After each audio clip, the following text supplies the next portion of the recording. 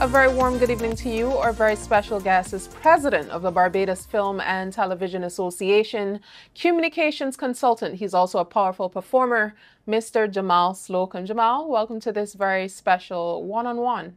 Thank you so very much for having me and inviting me to share this platform with you. You are most welcome. Why was it so important for you to take up the post as president of the Barbados Film and Television Association? So when I came to the organization, I've been a member for quite some time. I previously sat on the board, but the organization needed a lift after the COVID-19 pandemic. I think a lot of the members became fatigued. The approach was that, we had so many practitioners serving on the board, those who were exceedingly active in the industry itself. So the new thrust was to have individuals who can take the organization into a next period of time. The organization is more than 15 years old, and certainly an organization as mature as the BFT and the creative space. We wanted to take a brand new approach to include different professionals. So we had individuals who are in the legal practice, persons who are in education. We have persons in the accounting field as well. And people tend to think that an organization in the creative discipline, a creative discipline should actually just include those who are the practitioners. And I thought that I brought a mixture of experience having a television broadcasting background, Yes. but as well as being somewhat involved in the policy space as well. There are a lot of concerns regarding the future of film in Barbados, and some are wondering why are we not seeing more Barbadian produced movies and films? I think that's an interesting question. Barbados is facing what I call a period of a creative drought. I have a colleague who uses a not so flattering term, but he suggests that it is a period of creative constipation, that we are not getting anything that is of substance, or we're not getting anything at all. I think that comes because of several reasons. After the COVID-19 pandemic, I think that persons were more interested in work for hire. What does that mean? It means that a lot of our practitioners who can create their own films are more so engaged being hired for corporate Barbados to do commercials. They're more involved in the international shoots that are coming here. Or many of them are interested in building out programs for different agencies, government agencies that may be looking to create their own programs. So you're not getting a lot of original stories coming from Barbados. But that is not only because of that reason, it's because funding. A lot of Barbadians, corporate Barbados has not really grasped onto the opportunities presented in the Culture Industries Development Act. Yes, there are some people who have taken advantage of that, but to the extent that you can see a whole heap of Barbadians saying, "Hey, I'm going to become a filmmaker. I don't want to be a lawyer or a doctor anymore. I want to become a filmmaker." So you're not getting a new generation of filmmakers that we once would have had, or that movement towards people deciding to create authentically.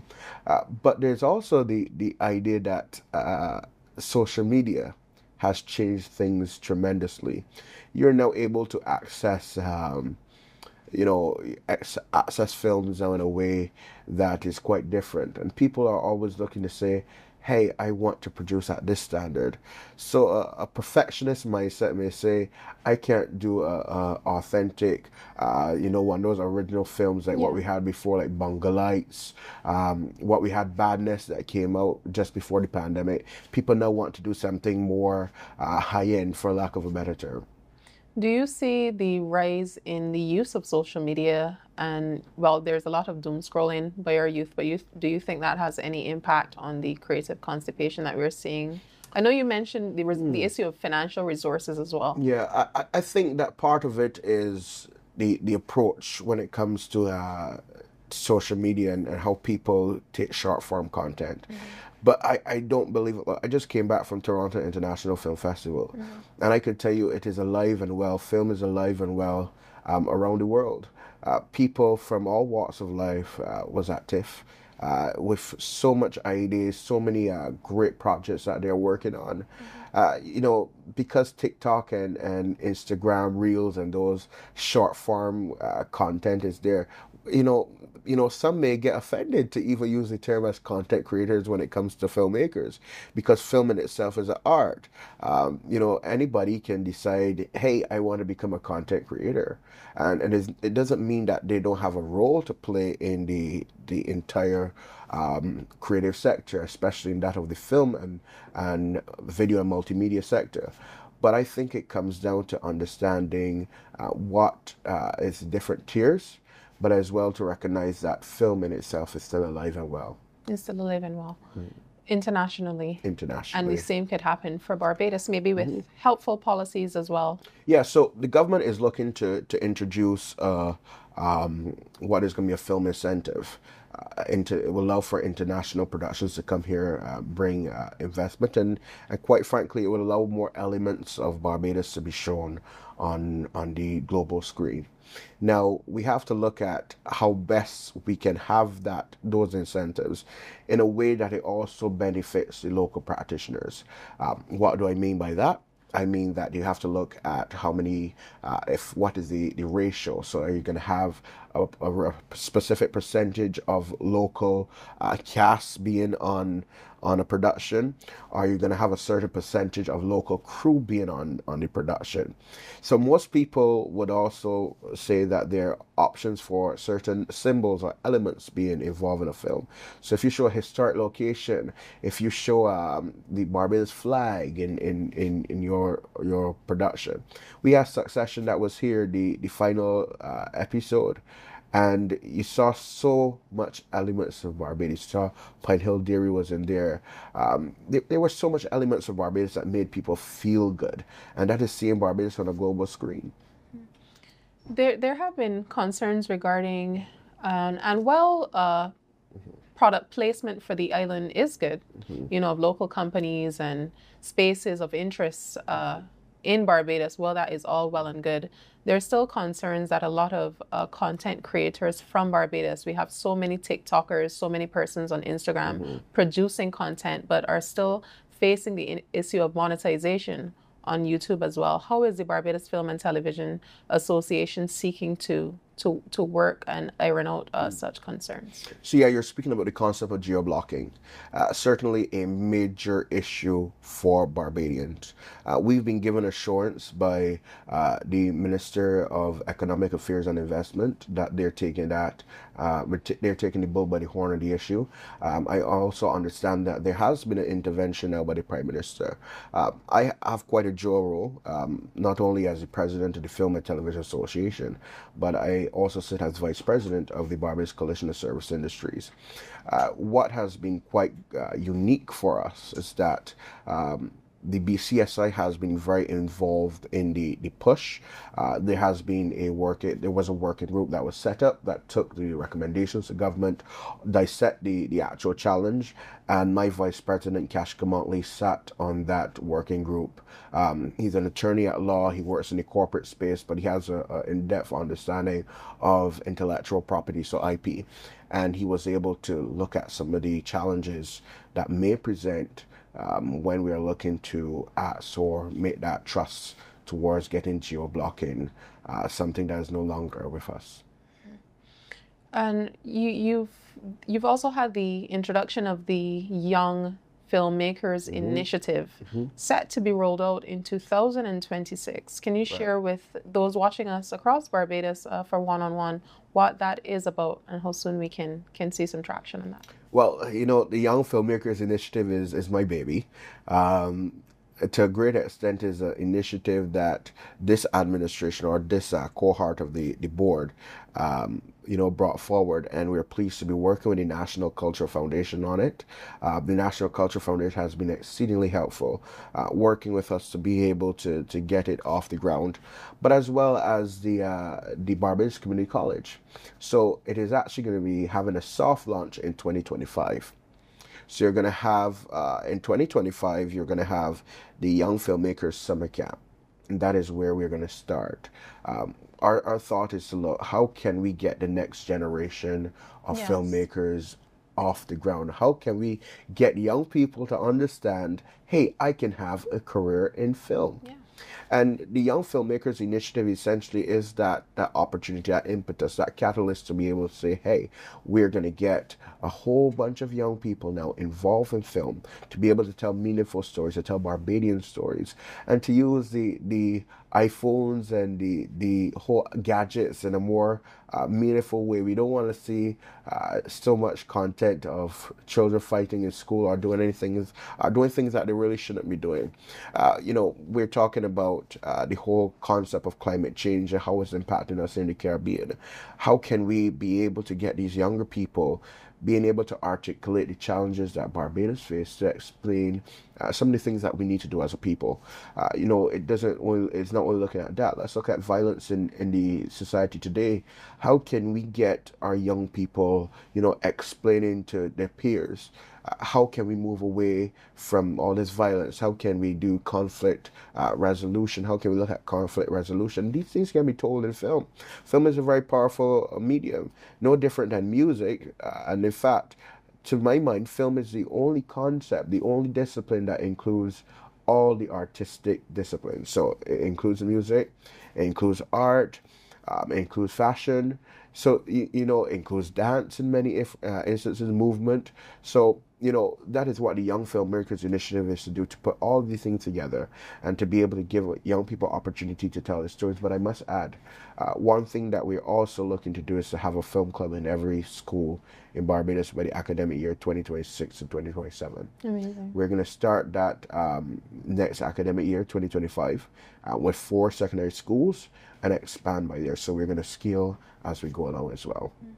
Well, you've had a presence at the TFF, the Toronto Film Festival. How are you seeking to leverage international partnerships for the incorporation of the Barbados Film and Television Association as well? So we've been in deep discussions with many international partners in Canada. Partly, we're working now with the CSC, which is the Canadian Society of Cinematographers. We're working in 2025 to have some of their members come here and to work closely with the practitioners on the ground. Part of the challenges, I may have inadvertently omitted this earlier, is the need to have upskilling of practitioners in the industry so that you can see that high quality content that people like to talk about, that Netflix quality. And there are people here who can do that, no? But we want to be able to get our practitioners, we want to upskill them so that when those international productions come, that they're able to work on those productions. So we've been working with our international partners in Canada, and one of those primarily will be the CSC, which is the Canadian Society of Cinematographers. There are many others that we're working with, partly to look at scholarships, so to have education opportunities for young Barbadians who have completed their associate degrees now to move to Canada to complete studies. And the BFT is looking at finding ways where we can subsidize that or even remove the costs entirely for them to have that tertiary education that allows more Barbadians to be trained at a high level, an international level in the film industry. Within your capacity as president of the association, when you speak to young filmmakers, what are the main causes for them choosing a life of film, a career in film above, say, other disciplines? What's that driving passion within them? If it don't make money, it don't make sense. That's reality. People are gonna only get involved in something they believe they can make money from. That's the reality. The jobs in this society that have been over a period of time, as part of a colonial mindset. You have to be a doctor, you have to be a lawyer, you have to be an accountant to be able to make a living. And that's not necessarily true. I know filmmakers that make more money than so many doctors and lawyers in this country. And it's not to say that, they're not their contributions are not important, but we need to be able to allow young Barbadians to understand, and this is not only a Barbadian issue, this is in the Caribbean-wide issue. I think that we've treated far too long to the creative industries as a hobby. You have dancers, you have recording artists, musicians, and we constantly say that, or use do it as a side hustle. I mean, that is utter folly. I think it's now important for us to be able to bring these people into the formal economy and really treat them as respectable contributors to the economic development of our country. And when I say this, it means that we have to do some re-engineering of how we approach the creative disciplines from even in the primary schools. We need to be telling young people if they want to be a artist, if they want to be a dancer, if they want to be an animator, which is a whole new area that people are making millions of dollars from. We need to encourage them, not tell them, oh, you could be an engineer that's part of the challenge we have in this country, that we don't respect the arts. And the sooner, politicians, when they have the election campaigns, you see some of the top island artists jumping down up and down on a stage and using them in your campaign jingles. You see graphic artists, your big billboards and your posters. These are people, creative people, who are helping you with elections. Most issues, when challenges we face in the world, they're creatives that assist with mitigating those challenges. Innovation is a form of a creative discipline. So we need to really change the mindset of our country. How are you seeking to address any concerns regarding issues of compensation for those who are a part of your association? I'm glad you asked that question, because we are about to, we're in the final phase of a consultation amongst our members and the wider sector to be able to introduce industry standards. And what does that mean? It means that what are the we are not a union, but we recognize that if we can have somewhat of an agreement for practitioners in the industry to not work beyond specific hours. Overtime is paid after specific hours, and we can actually agree to what minimum pay should be. We have instances where people are paid shillings because they don't know what the industry rate is or the standard. So we need to be able to, our consultation is going to allow for practitioners now to be able to look at the proposal we're presenting. It also speaks to stuff like safety, workplace safety. What are the protocols for reporting incidents that happened on sets? Do we ensure that there's insurance on every film set in Barbados? People may not take this seriously, but we had an incident where a young filmmaker was electrocuted before. A Barbadian filmmaker, not so young, but he was actually electrocuted on a set and had some challenges afterwards. Do we ensure that there's insurance on sets? Do we ensure something as basic as a first aid kit? These are some of the things that we need to take into consideration, and our consultation that we're about to finalize will allow us to have our practitioners review the quite expansive policy that we have put in place, and we want as many Barbadians to sign on to that as possible. It means that corporate Barbados, when engaging practitioners also to do work for hire, would also have to abide by those standards, because we want our practitioners to also recognize that in order for people to respect you, you must first respect yourself. You've mentioned the challenges that Barbados has with geo-blocking, the issues of compensation, but what are some of the other challenges that you've faced over the 2 years of your tenure? Money, money, money, money, money. Money, money, money. We need money. And I know that may sound, quite crazy. People say, hey, well, there's always so much money poured into the creative arts in Barbados. I think that is somewhat of a misconception.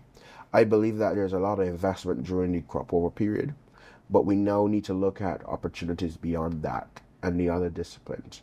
It is more expensive to make a film than any other discipline. That's the reality. One of the challenges I think that we also need to look at is not being so reliant on government. Corporate Barbados has to play its role too. I'm not saying this in any way to be insulting, but I find that far too often corporate Barbados uses the practitioners, the cultural practitioners of this country as a guinea pig. They use them only for their benefit. And when that time comes, they discard them. So there's no respect for practice, and there's no true investment when really and truly through the Culture Industries Development Act, there are opportunities for them to get 100% tax write-off for 3 years. Why are you not investing in the culture industries in Barbados? Is it that you don't know? I don't think so. I think that you know that. But you tend to be able to report. I think it's rather ludicrous that you would have corporate companies in this country reporting millions and dollars every end of year, and this quarter they exceeded expectations. But then you have cultural practitioners in this country, you're not willing to pay them fairly. So we need to really address this issue. But let's look at it fairly.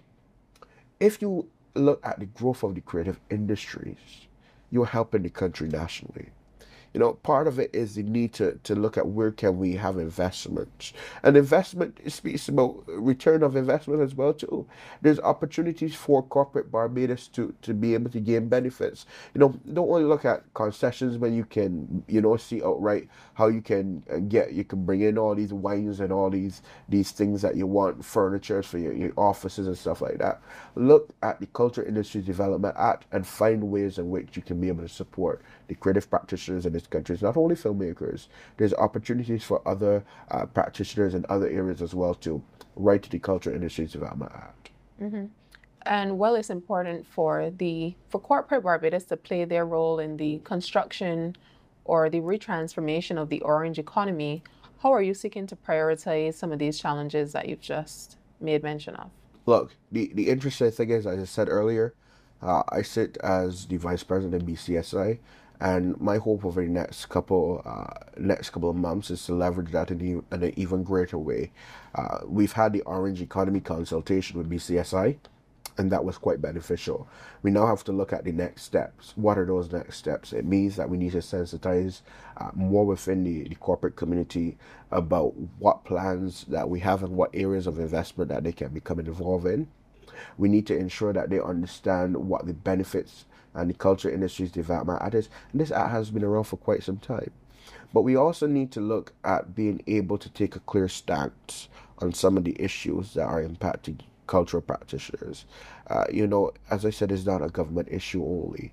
We need to be able to look and say, hey, this is the minimum standards that we expect when we are working. One of the other issues I must mention, cultural practitioners are some of the few people that in this country that we tend to think we can owe money to. So when you come to do a job, you're going to say, oh, you're going to get the payment 2 weeks later. You can't go in the supermarket and say that I come to buy these items and you're getting the money 2 weeks later. Don't do it to the cultural practitioners. It's not fair. It's not fair at all. So these are the issues that we need to address. Fixed payment terms. You can't continue to hold people to ransom. These are people that have their families. They don't get a paycheck at the end of every month. When they go to the bank on whatever day of the month it is, you don't get a paycheck that's fixed there in the bank. You're not guaranteed that. So many of them are entrepreneurs, and they need to be able to support their families, and they need to be able to have a sense of dignity. And don't deprive them of that. That is one thing I would like for us to really take into consideration. Well, it's important for creative practitioners to be paid on time and to be given respect in terms of, their scope of works and completing projects. How do you ensure that there's a balance in terms of commercial success and that of artistic integrity?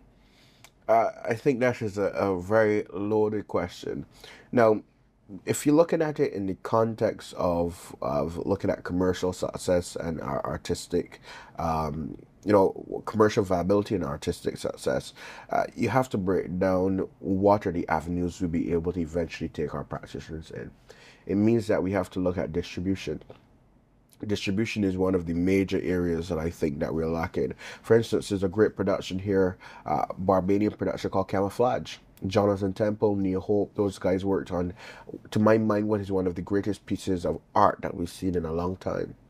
But it is the art, you know. It is a really, the cinematography really good quality. The sound quality is excellent on the production. There it has the scope to be able to go to market now, but those guys don't have a distributor that to be able to work assiduously and to work with them hand in hand to be able to take that product to market.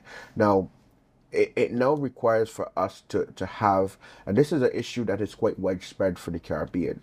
The only country that has probably dedicated distributors will be Jamaica. So I say this in the context of being able to look at the opportunities for business side of film that we need, that we don't always put in consideration. We see people working on film sets, really great work, but it's obviously the commercial viability comes with that by able to monetize, to be able to look at the products and be able to take them to the necessary markets that will be able to invest in those products. You know, we talk about Netflix.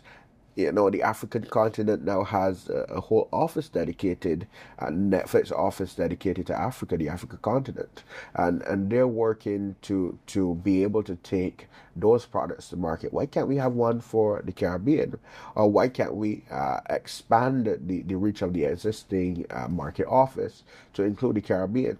And I say this because it doesn't only look at just the context of the business aspect of it. You know, we have to look at from the beginning, which is the developmental aspect, the policy framework that is in place, right down to be able to take it to market. And that is how we get return of investment. That's how we bring foreign direct income into the country, because we have opportunities now to be able to say, hey, there's an international company distributing this local production. The account that the production company is based in Barbados, that money is now being held in a Barbadian account. But I'll say this as well. One initiative that we're working on is a co-production treaty, a Caribbean co-production treaty. And this allows us to take in consideration all of these elements from the beginning of the production right down to distribution. And that co-production treaty will include all the members of CARICOM states. And we are lobbying for that, the BFTA, in partnership with BCSI. And I'm pleased that Minister Kerry Simmons has been very open as the Minister of Foreign Affairs to work with us hand in hand to make it possible. I know the support of our policymakers is very important, and it's good to see that you're making inroads in that particular regard. At this time, we must pause for a short commercial break, but we'll be right back with more one-on-one. Keep it clean, keep it green. Barbadians, we invite you to get involved and play your part as we clean and green Barbados. Come into your community with media launches, bulk waste collection exercises, community engagement sessions, and giveaways. Get on board. Let's keep Barbados clean and green. Beautiful, beautiful Barbados.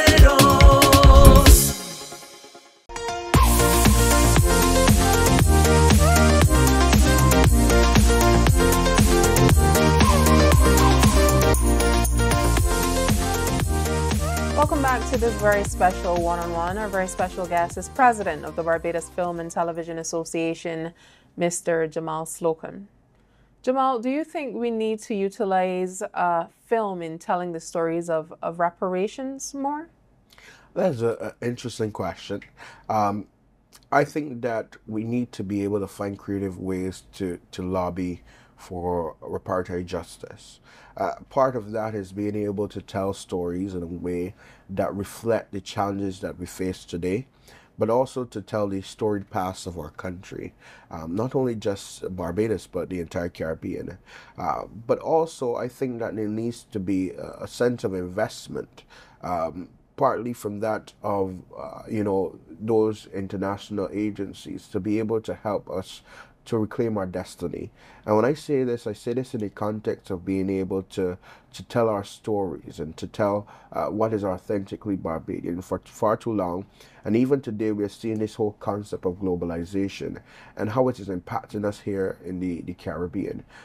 You know, I say this because, you know, we're seeing so many Barbadians consuming American content and European content. You know, we need to see more of our stories being told, but we don't have the funding to be able to do that.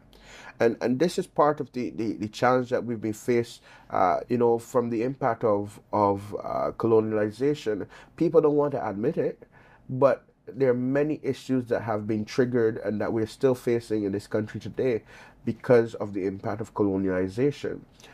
So I say this in the context of being able to tell our stories, but also to use these stories to be able to help unshackle the minds of young Barbadians and unshackle the minds of many Barbadians to believe that they can do anything they set their mind on. We think because we're from small islands, we can't achieve great things. And we have examples in our history, in our recent history as well, like Rihanna and Jamaica has Bob Marley. But I believe that there needs to be a greater emphasis on being able to propel our own, especially in the creative industries, to say, look, you can become global stars. The Prime Minister speaks to this concept of global Bajans Bajans with global roots or something like that, global citizens, some concept along that lines. Global citizens with Barbadian roots. So I agree with her in the context there. We need to be able to have those young Barbadians and Barbadians in general understand that because you live here, it doesn't mean that you can't go beyond our country and achieve great success as well. An element of reparations speaks directly to self-repair, and that self-repair may look like anything from small-scale entrepreneurship to large-scale entrepreneurship, and basically going after what is yours. How can we seek to use entrepreneurship within the film sector to achieve or have access to those resources that we may be looking for? Well, most practitioners in the film industry, they're already entrepreneurs. Is being able to empower these young people and empower these people in general to be able to understand that, hey, you can actually achieve great things. You can actually go beyond the shores of Barbados and expand your businesses to export. Why do we have many European countries being able to do such? European companies. Why do you have many American companies that sail there still? We have a tendency, however, I believe you need to first start at home. And let me tell you why. We believe that anything with a foreign accent is better. Not necessarily true. There's a challenge here in the film industry right now. And if I'll say this, I'm taking a very firm stance on it. For far too long, have we brought international companies to this country, decide to make the determination that they can do a better job than the local practitioners, and we go to the extent of hiring them and paying them hundreds of thousands of dollars to do a job. Why is it that a commercial to promote Barbados has to be produced by an international company? Why can't it be done by a local production company? We have local production companies here who can do it. We have some local production companies here who have gone overseas and do productions in the Caribbean for international companies. Now, I say this in the context because, when we talk about reparatory justice and reparations, we must first do a sense of introspection and address some of the challenges we face at home first. You can't just think that you have to go to the world and promote the concept of reparations because we need money. Yes, there are trillions of dollars that in reparations payments that we are asking for. But I say this in the context that there are some challenges here at home, systemic challenges that we need to address. It is unconscionable that you will have an effort to promote Barbados as a film destination, but the persons who are producing the film are not from Barbados. I mean, what method of madness is that? How can we see greater collaboration between our youth and the learned professionals within film where Barbados is concerned in a Barbadian context? Okay, I think first we have to look at how we can bridge the gap. There's a sense in this country, people call it ageism. I believe, I was raised by my great-grandmother, my grandparents, and, part of that is understanding that, our seniors can teach us not only one or two things, but a good few things. But there also has to be a willingness in this country by some of our mature citizens, our senior citizens, those who are experienced, to be able to work with younger people and to integrate them. Part of the challenge is that there's now discussions globally about the silver economy, and especially here in Barbados, where you have a greater aging population. That suggests that silver economy suggests that you're going to have persons over the age of 65 working for a longer period of time, or over the age of 50 working for a longer period of time. What once was the retirement age is now the age for you to kick in the next gear. So how do we get these people in this age demographic being able to work with younger people so that there's a shared knowledge? But this is a challenge that goes across the entire system. In the civil service, you will find that there are many Barbadians who are over a specific age, while you're not getting as many young people in the civil service as you initially would have had in the 60s and the 70s and the early 80s as well. So that concept is no different for the film industry. We need to get some younger people involved for them to be able to work with those experienced practitioners and work with them in a way that allows them to be able to be apprenticed, to do mentorship, but also to understand that what you may have learned a couple of years ago may be beneficial to me now, not in practice, because people are not cutting film anymore, but the elements, the foundations are still the same, the fundamentals are still the same, and I think it will serve us well to be able to look at that cross collaboration from the experience of the youth as well. Do you see a need to utilize the skills of older persons, or having them involved, maybe a similar program like the Young Filmmakers Initiative, but with retirees and the older generation? I'll share this with you.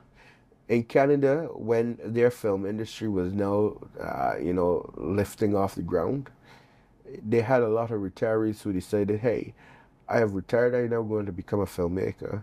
And I don't think that there are challenges there. You have, there are skills that are transferable to the film industry. Because you worked at the NIS or as an accountant in some company for a period of time, there are accountants working on film sets, because as a part of the whole makeup of a film production, there are lawyers who are quite senior that engage in work with us in film as well.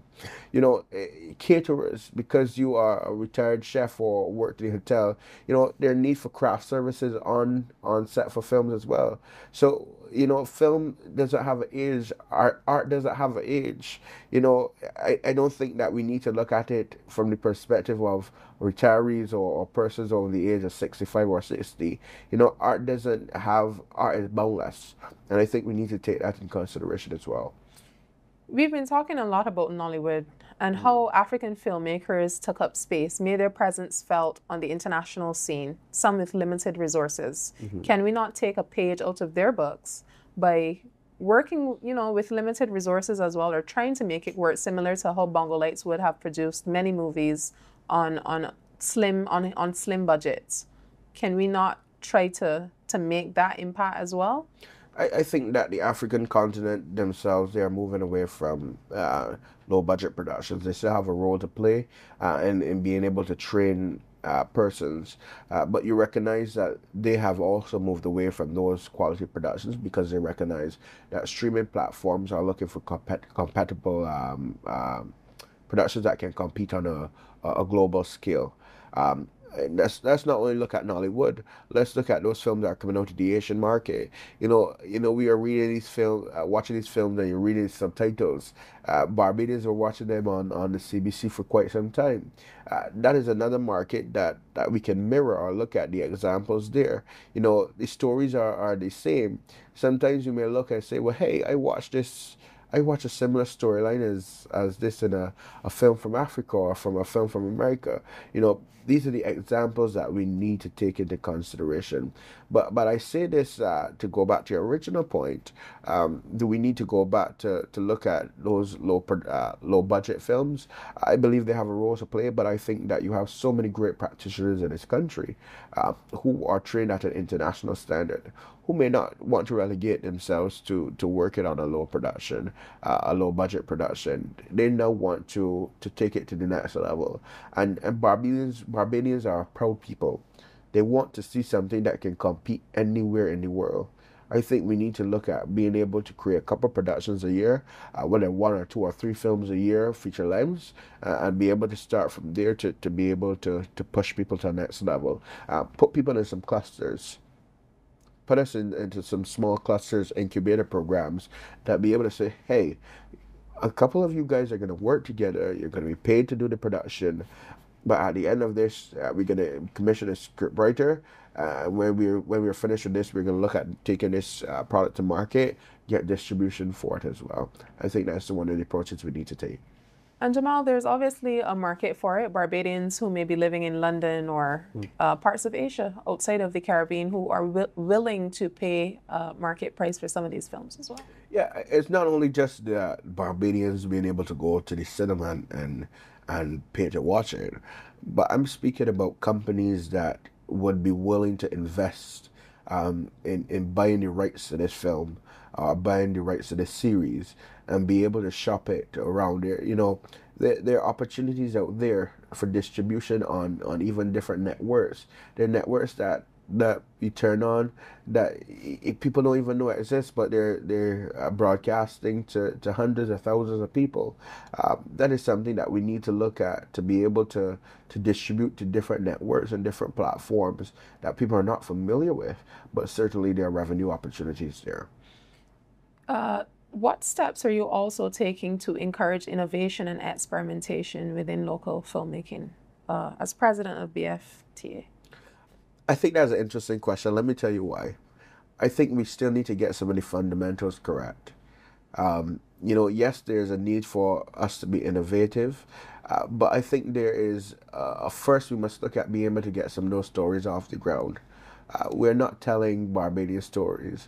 What about the story of the Mother Sally? What about some of the stories we've heard about the Heartman growing up, or the Steel Donkey and Millie gone to Brazil? Some of these things that can be turned into stories. Why can't we take one of the poems from Kamal Brathwaite and be able to adapt it for film? Why can't we take one of the books by Kim Ramsey and say, hey, we want to work on a series of reenactments of some murders that may have happened in this country?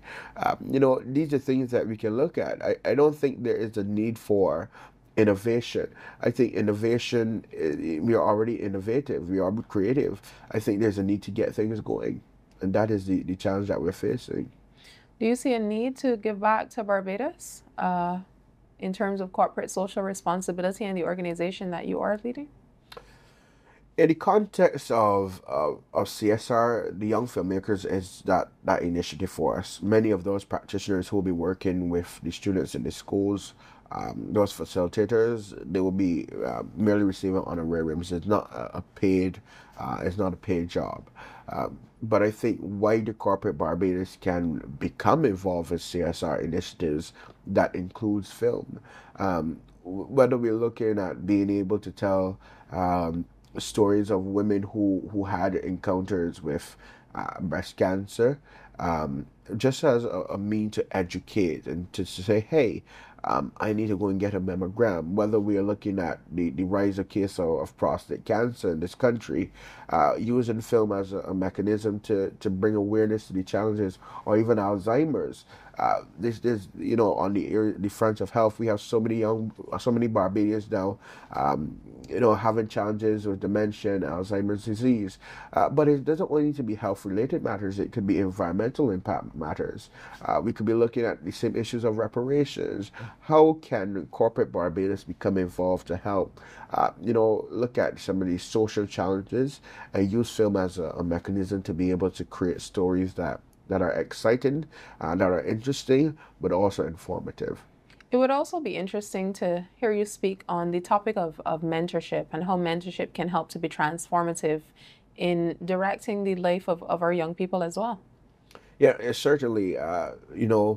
One thing I believe is that we need to be patient with young people. I said before, I've been the beneficiary of great mentorship, not only from my grandmother and great grandmother, but a lot of my friends would say that I'm an old soul, partly because I spent so much time with older people. Whether I spend time sitting down with older politicians, when I sit time chatting with older journalists, whether I spend time, communicating with those who have had a simple life, but a simple life that has been quite meaningful, and their experiences from the experience they had in life. There's so much life lessons that you can get from them. So this is not something that is film related only. This is something that I believe that has helped me in my other endeavors, whether I've been working throughout the Caribbean as a political communication specialist or consultant, some say strategist, whatever they want to call it. Whether it's me working in the area of sport, I've had quite some good mentorship, and I believe part of that is because I've stuck close to some older folks. They may not want to be called older folks, but let me say mature Barbadians, and I think younger people can benefit from that as well. We haven't made mention of your music, but how are you using your experience as a performer as well to help in terms of the film industry? I think, once you're creative, you're creative. I don't see the lines.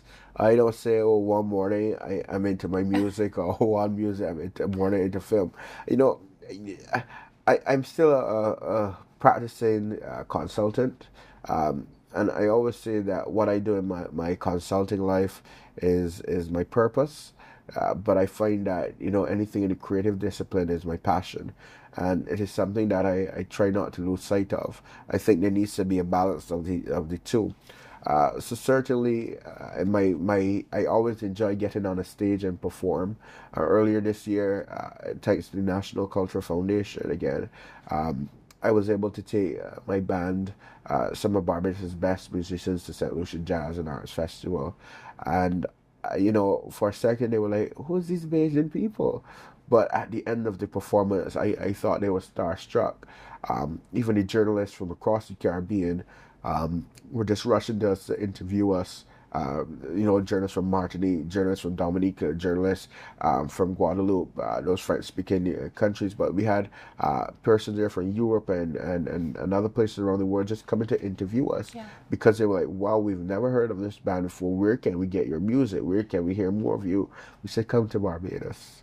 Come to Barbados, so you'll be able to see not only us, but many other talented Barbadians as well.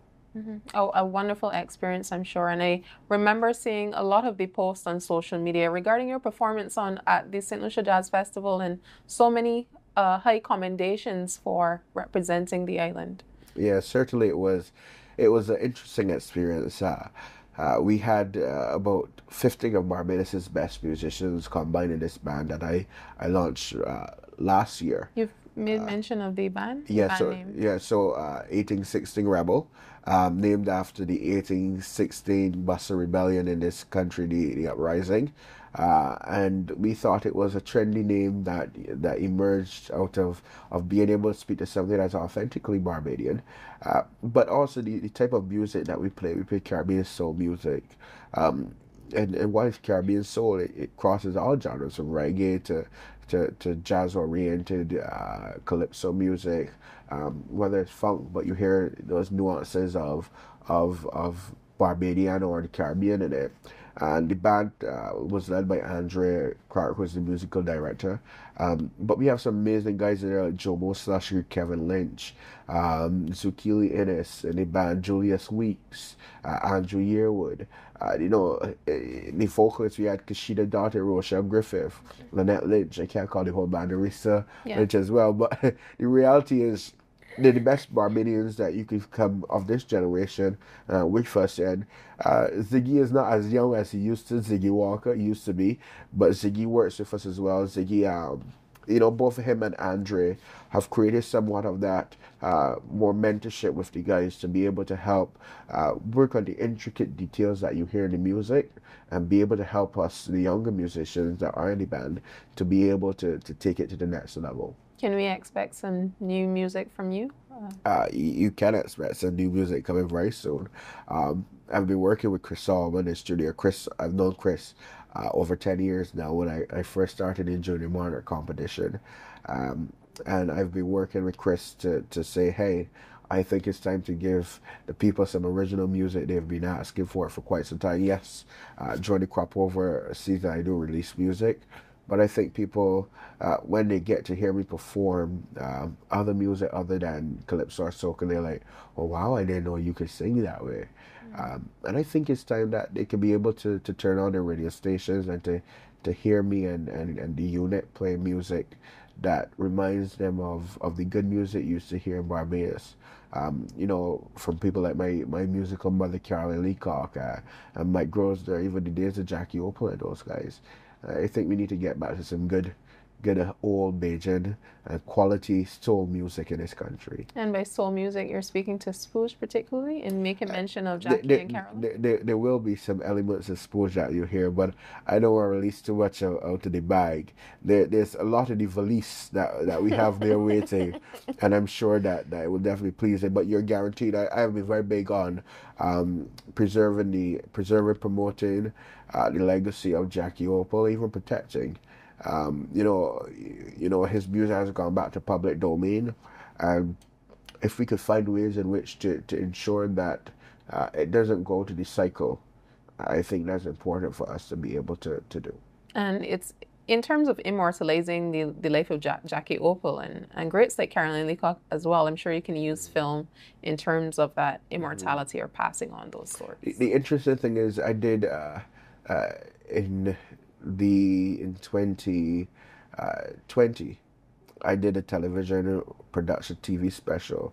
2021, I believe it was, on Jackie Opal Day. The first day it was observed. I did the production for called Eternal Love, and it was Eternal Love, obviously named after one of the sounds of Jackie Opal. Yeah. And it featured two Barbadians who are no longer with us, senior Barbadians, Carl Leacock and Richard Stout. And when I reflect on that, for some reason I said, look, let me have Auntie Carolyn, and let me have Richard on that as well. I wasn't a Richard Stout talent competitor, but I always recognized the amazing work that Richard Stout did in this country. And I also had Shirley Stewart. Thankfully, Shirley Stewart is still with us, and I hope he's with us for many more years to come. Definitely one of Barbados's most talented artists that we have of that generation. You're living your purpose by being a communications specialist within the political arena. You're also living your passion in terms of being involved in film and music. Mm-hmm. What's your vision for yourself for the next 5-10 years, Jamal? I think that's an interesting question. I would say that I'm all about people. I wake every morning with what may be considered a cliche intention, but my mind is to do good. Galatians 6:9. I am very I have very strong Christian foundation, and my intention is never to grow weary in doing good. And in due season, you know, the harvest, we will reap the harvest. And part of that is to understand that each morning I wake up, I want to do something that is meaningful, to impact a life, to be able to do something transformative. Yes, I may work across the region, whether with Cricket West Cities, whether with a government of solution, or you know, work in other areas across the Caribbean in terms of politics. But part of my passion is to be able to do things that impact the lives of people, and be able to help them to take it to the next level, take themselves to the next level. Upward social mobility for Barbadians, especially in the middle class and lower income families. I think there's a lot of work I do behind the scenes, but everything you do, you don't need to put up on social media. You don't need to promote it. And I believe I'm from St. Peter. I have family in St. Lucie. Those are two areas I'm very passionate about. And I try to use those skills that I have to be able to help people. So in short, just to leave this world a better place, whenever I do have the opportunity to bow words to learn. Jamal, a very insightful discussion here with you on all things film, on your music, on leaving an impact. And leading a life of purpose and passion as well. Thank you for joining us. Thank you so very much for having me, and I wish you all the best, you and your team, on One-on-One. Thank you. We've come to the end of this very special one-on-one with powerful performer, political strategist, and president of the Barbados Film and Television Association, Mr. Jamal Slocombe. On behalf of my producer and I'm Miss Ron Robinson.